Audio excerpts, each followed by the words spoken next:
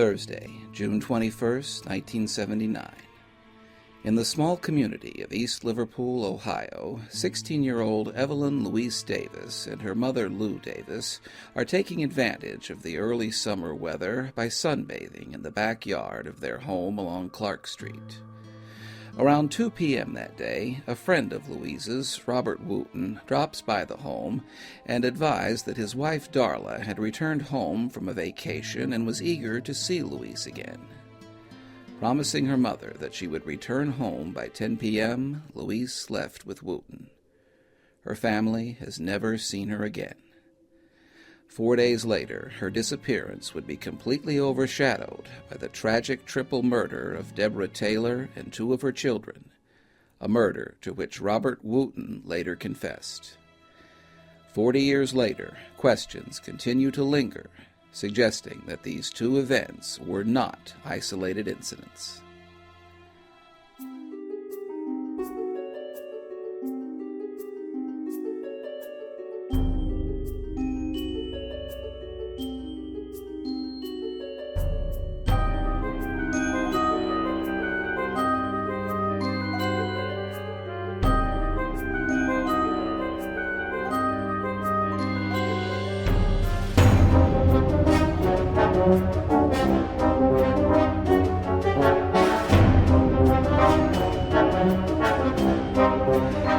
Evelyn Louise Davis has not been seen since that summer afternoon in 1979.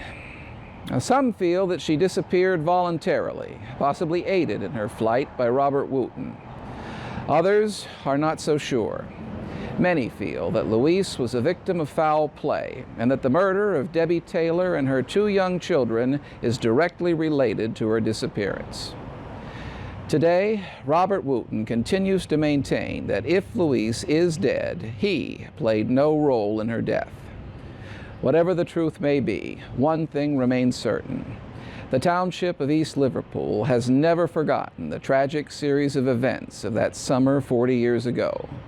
A series of events which began to unfold on the afternoon of June 21st, 1979.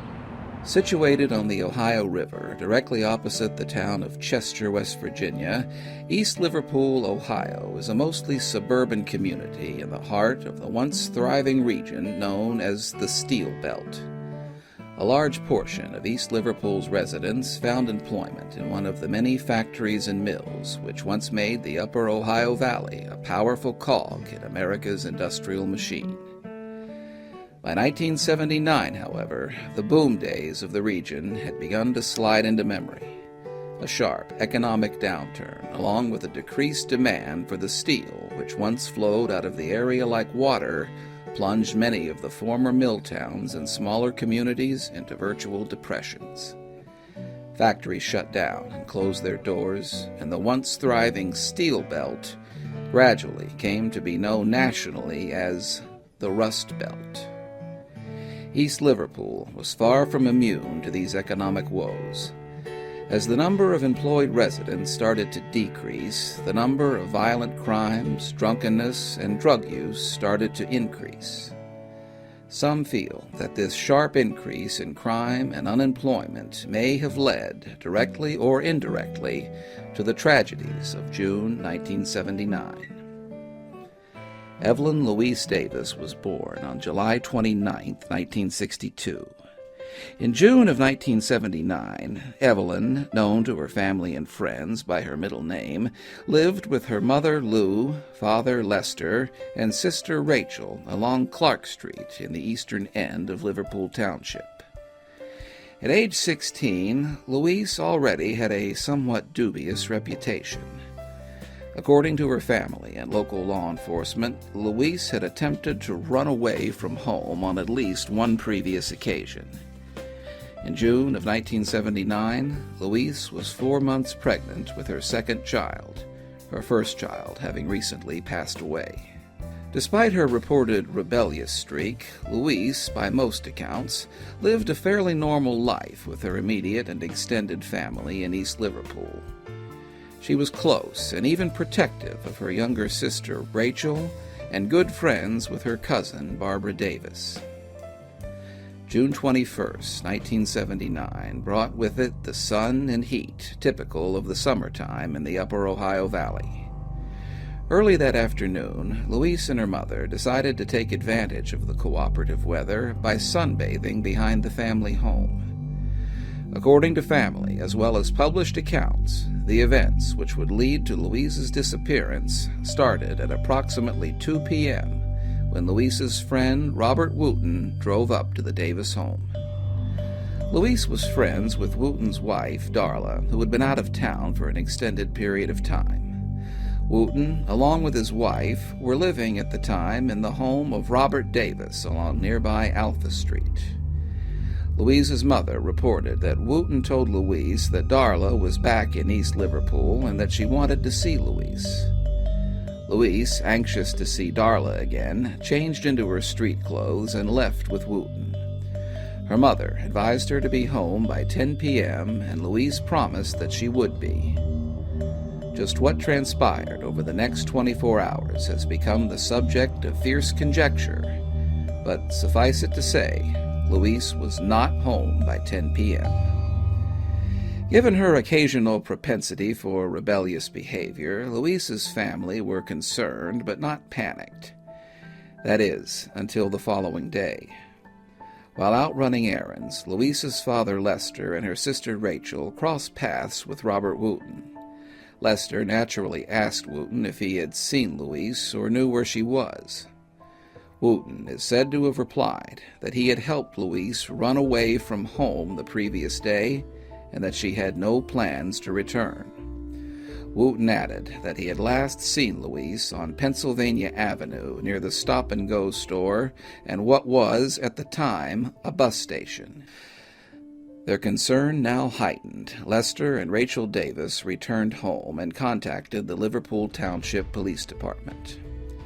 According to accounts published on the 39th anniversary of Louise's disappearance, the police department immediately opened an investigation. Robert Wooten was questioned by police, but maintained that he had merely assisted Louise in running away from home. As Louise had previously attempted to run away, authorities had little reason at this point to disbelieve Wooten. The following day, June 23, 1979, authorities questioned a mutual acquaintance of Louise and Wooten named Debbie Taylor. Curiously, when she was first asked about her disappearance, Taylor denied even knowing who Louise Davis was, despite the fact that it was well known that she and Louise had been friends. Taylor eventually recanted and admitted that she knew Louise, but stated that she had no idea what happened to her or where she was. Although suspicious at Taylor's initial reluctance to discuss the matter, authorities still had no reason to classify Louise's disappearance as anything other than a suspected runaway. Curiously, however, Louise had left many of her personal items in her Clark Street home. These items included all of her makeup, her toothbrush, purse, and between $300 and $500 in cash. If Louise had indeed chosen to again run away from home, it seems that she did not appear to be concerned about her financial situation. 2 days later, events in East Liverpool would take a dramatic and tragic turn, a turn that would eventually prompt investigators to re-examine the runaway theory and lead them down a winding and seemingly blind path of accusations, denials, and suspected murder. At around 10:40 a.m. on June 25, 1979, a call came into the East Liverpool Police Department. The voice on the other end was Robert Wooten. Wooten advised authorities that he had found Debbie Taylor and 2 of her 3 children, son Jesse, age 5, and daughter Billy Jo, age 3, dead inside of their home at Woodland Avenue and East 9th Street. Chief Kenneth Mooney, along with Detectives William Devon and Officer Kenneth Montgomery, responded. Authorities later reported that the scene which confronted them was one to test the nerves of even the most seasoned of lawmen. One officer described the scene as nothing short of ghastly, and that whomever had perpetrated the crime must have been simply sick. Taylor and 2 of her children had apparently been bludgeoned to death, leaving behind a scene better suited to a slasher film than a modest apartment complex. Police found no sign of forced entry and therefore concluded that Taylor had let her attacker into the ground-floor apartment. Nothing appeared to be missing, and robbery was quickly ruled out as a possible motive.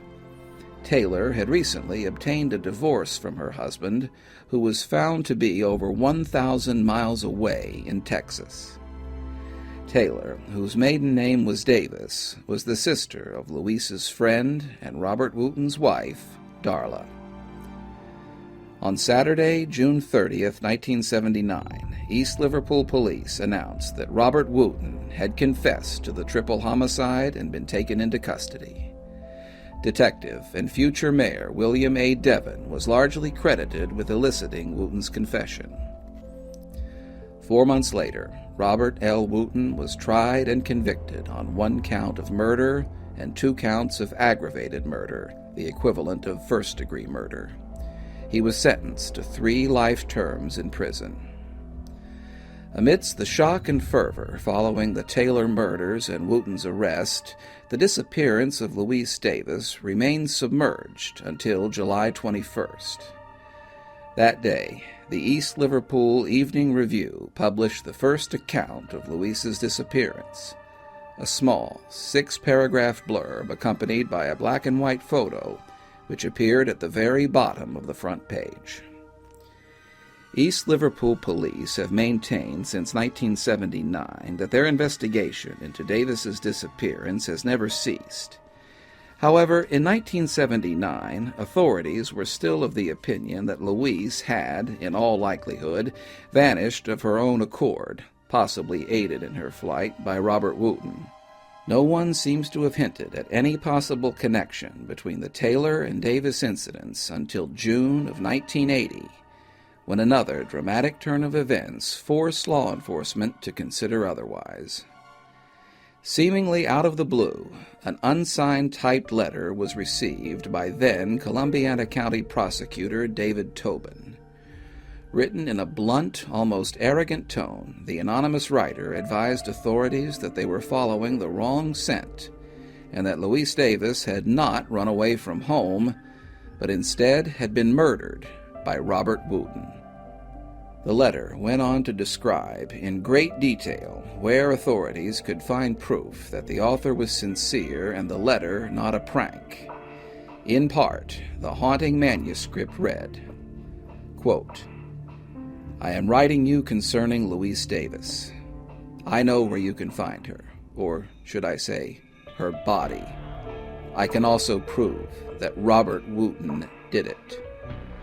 If you go to the Robert Davis house in the East End and go into the cellar, go to the far corner of the house, under the new kitchen, I believe, and in the very corner there is a space between the floor and the wall.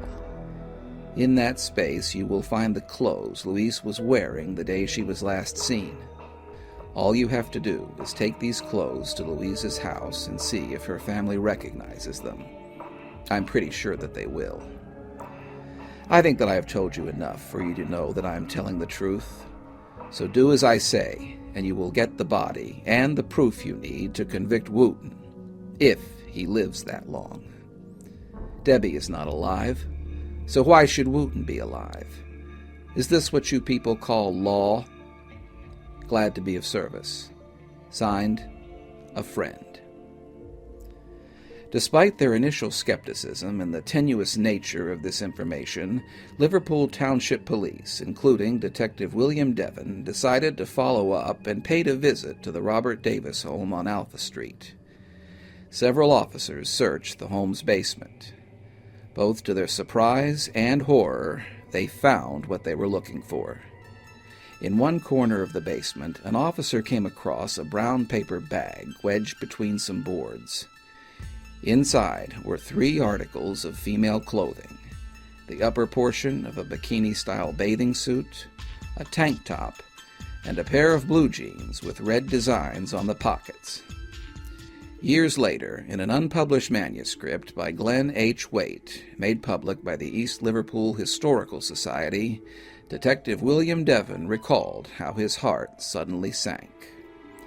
Quote, "Right at that moment, I knew she was dead, and I was positive who did it.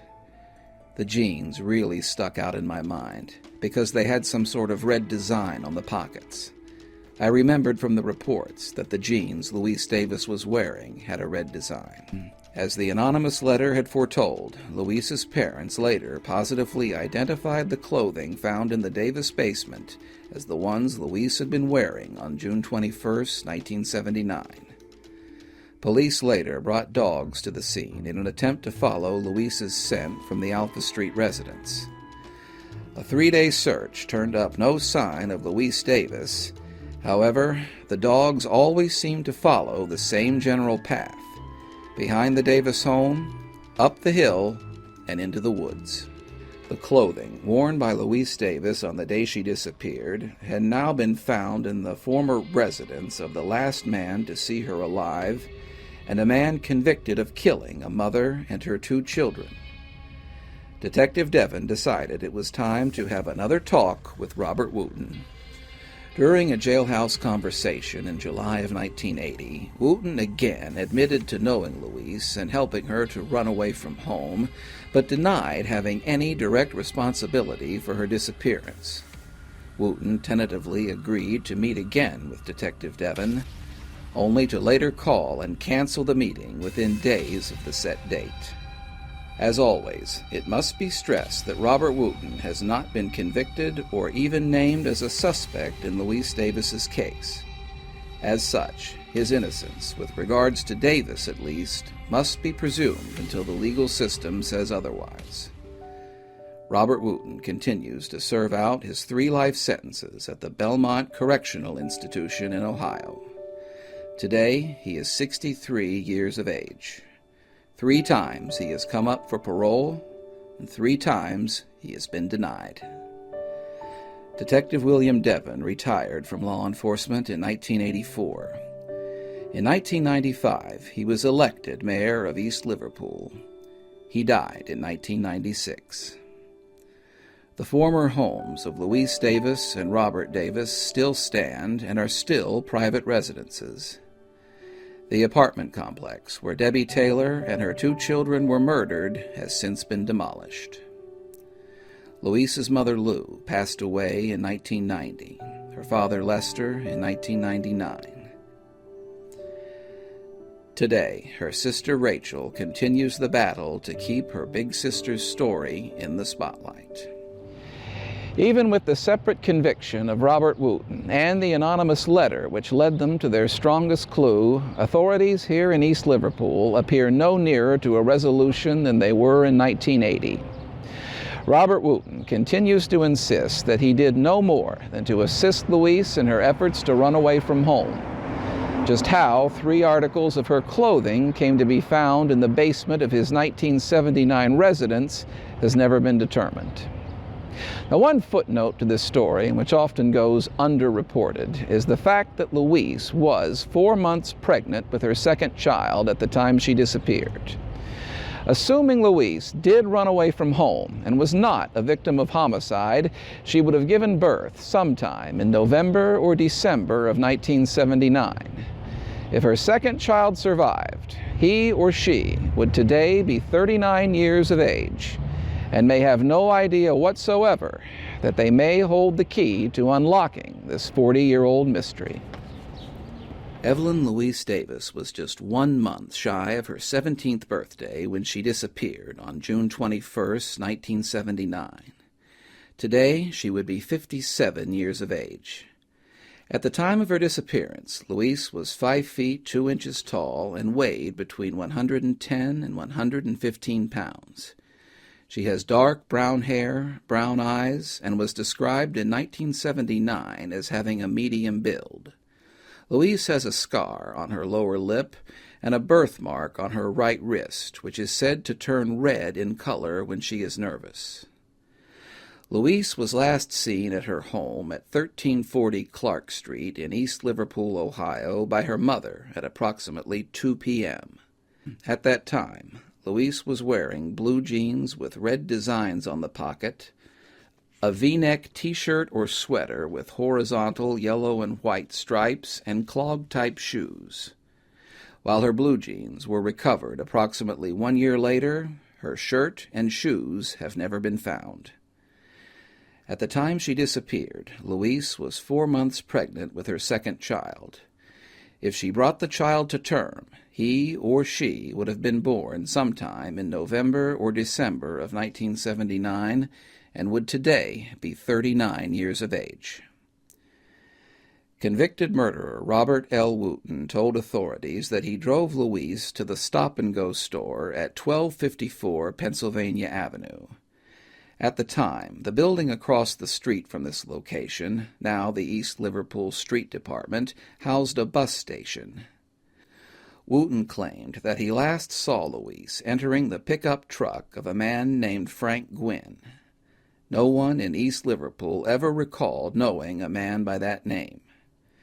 3 articles of clothing, confirmed to have been worn by Louise on the day she disappeared, were later found in a paper bag in the basement of 1701 Alpha Street in East Liverpool.